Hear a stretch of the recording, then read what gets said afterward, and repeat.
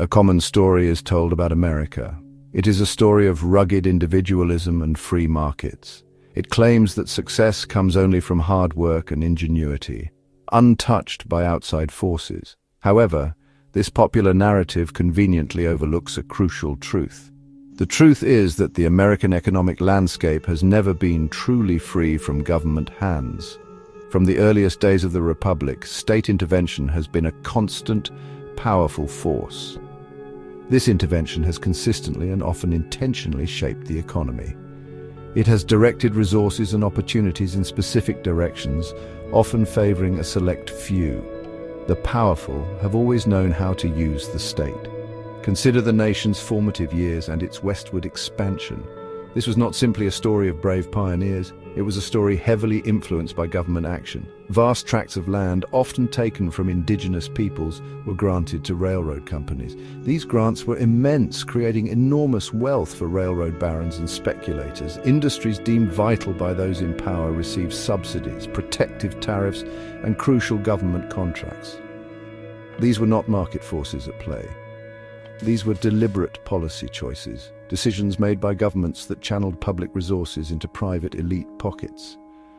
This pattern of state-sponsored advantage for the wealthy became an early and enduring feature of the American system, creating deep roots for economic inequality. This pattern of intervention benefiting elites did not fade with the closing of the frontier. It merely adapted to new economic realities. Think of the financial sector throughout American history. Time and again, when large banks and financial institutions faced crises, often of their own making, the government stepped in. Bailouts, loan guarantees, and regulatory frameworks that favored big players became common. Ordinary citizens facing foreclosures or job losses rarely received such swift or generous assistance from the state. The argument was always that these institutions were too big to fail. But this argument often masked a deeper reality. These institutions were too well connected to fail, their interests deeply intertwined with those holding political power. Therefore, the notion that America's economy was built purely on laissez-faire principles is a carefully constructed myth. The state has always been an active participant, its interventions profoundly shaping who wins and who loses. This historical reality demonstrates that the concentration of wealth and power is not an accidental byproduct of the system. Instead, it is often a direct consequence of state policies designed, whether overtly or subtly, to support and enrich those already at the top. Understanding this historical truth is the first step toward imagining a different kind of state intervention, one that serves the many, not the few, and rectifies long-standing imbalances. The control wielded by economic elites throughout American history has often been reinforced by the political system itself. Those with wealth and power have consistently sought to shape the rules of the game to maintain their dominance.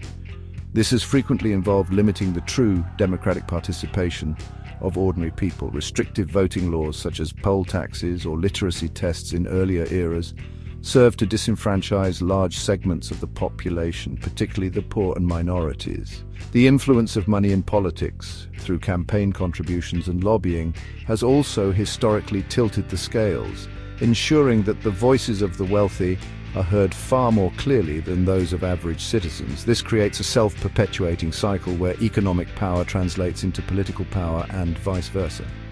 However, American history is also a story of resistance against such entrenched power. There are powerful precedents of ordinary people organizing to demand and achieve significant electoral reforms. The progressive era, spanning the late 19th and early 20th centuries, stands as a testament to this. Faced with rampant corporate power and political corruption, citizens mobilized. They fought for changes like the direct election of senators, breaking the grip of state legislatures often controlled by special interests. They pushed for the initiative, referendum, and recall, tools designed to give voters a more direct say in their laws and their representatives, challenging the established political machinery. These were hard-won victories. The long and arduous struggle for suffrage expansion is another critical chapter in this narrative of democratic reclamation. For much of American history, the right to vote was severely limited. Women fought for decades, facing ridicule, imprisonment, and violence to win their place at the ballot box with the 19th Amendment. African Americans, despite the promises of the 15th Amendment, endured nearly a century of Jim Crow laws and brutal suppression before the Voting Rights Act of 1965 began to dismantle these barriers. Young people too fought for their voice, leading to the 26th Amendment lowering the voting age to 18. Each of these expansions of democracy chipped away at the establishment's control. These historical examples demonstrate that electoral systems are not immutable. They can be changed when people unite and demand that the system becomes more responsive to the popular will, rather than to narrow elite interests. The fight for a truly representative democracy is an ongoing process. Past victories show that reforms like fair districting, publicly financed elections, and stronger protections for voting rights are achievable. They remind us that challenging established political duopolies and breaking the stranglehold of money in politics requires persistent effort from the ground up. History teaches that the power of organized people can indeed reshape the political landscape for the better, making it more inclusive. The idea that the government can and should play a role in creating a more equitable distribution of wealth is not a radical, new concept. In fact, there are significant periods in American history where state intervention was explicitly used to counter extreme inequality and improve the lives of ordinary working people. These moments were often born out of crisis and popular demand, demonstrating that policies aimed at wealth redistribution can have profoundly positive societal impacts when implemented thoughtfully and with genuine commitment. These historical episodes offer valuable lessons for addressing the economic disparities we face today, and challenge the notion that such inequality is an inevitable outcome of economic progress. The Great Depression, a period of immense economic hardship, spurred one of the most significant eras of wealth redistribution in American history, the New Deal. Under President Franklin D. Roosevelt, the federal government launched a series of ambitious programs. Social Security provided a crucial safety net for the elderly and the unemployed, offering a measure of economic security previously unknown to millions. Unemployment insurance helped cushion the blow of job loss. Public works projects like the Works Progress Administration not only built vital infrastructure, but also provided jobs and dignity to countless struggling families. These initiatives directly transferred resources and opportunities, fundamentally altering the social contract.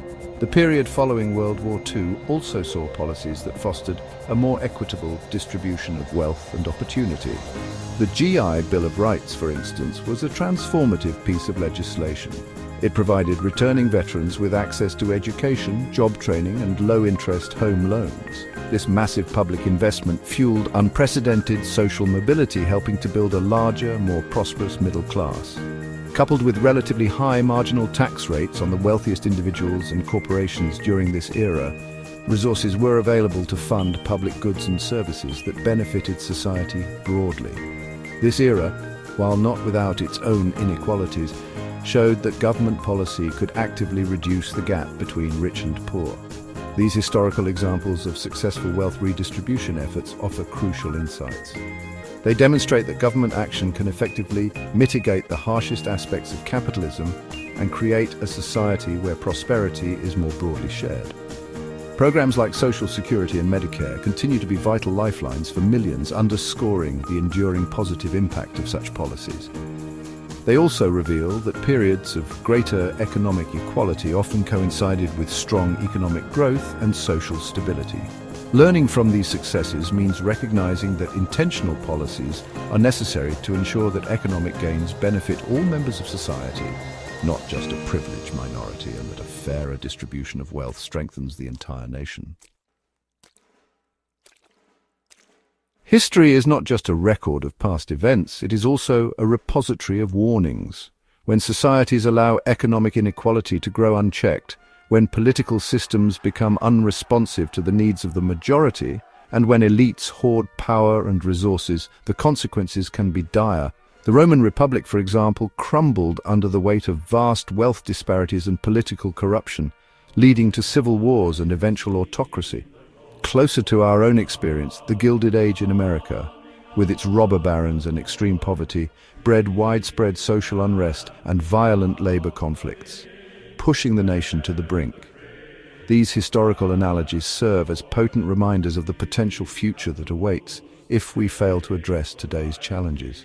The potential consequences of continued inaction in the face of mounting economic and political frustrations are manifold and deeply concerning. We risk even greater social polarization, where citizens feel increasingly alienated from their government and from each other. Trust in democratic institutions could further erode, potentially paving the way for more authoritarian styles of leadership that promise simple solutions but threaten fundamental freedoms, as has been seen in other nations throughout history. Economic stagnation for the majority, coupled with obscene wealth for a few, can breed resentment and instability, undermining the social fabric necessary for a functioning society. Ultimately, a path of inaction risks a slow decay or even a more rapid collapse of the political and economic order. However, history also illuminates pathways to renewal and positive change. The key lesson is that transformative change rarely comes from the top down. It is almost always driven by the collective action of ordinary people. Actionable steps today must draw inspiration from past movements for justice. This includes vigorous grassroots organizing to build broad coalitions demanding systemic reforms. It means relentlessly pushing for campaign finance reform to diminish the corrupting influence of money in politics and advocating for electoral changes that make voting easier and representation fairer. Supporting policies that promote economic justice, such as progressive taxation, stronger labor unions, expanded social safety nets, and investments in public education and healthcare is paramount. The final, most crucial lesson from history is that we are not condemned to repeat past mistakes if we choose to learn from them. The challenges of elite control, economic disparity, and political disenfranchisement are not new. Previous generations have faced them and, through struggle and perseverance, have forged progress. The current moment, marked by today's date, 2025, May 20th, demands that we engage with this history critically and courageously. The future of American democracy and economic fairness depends on our willingness to take collective responsibility, to demand accountability from those in power, and to work tirelessly to build a society that truly serves the common good, ensuring that the promise of America extends to all, not just a privileged elite.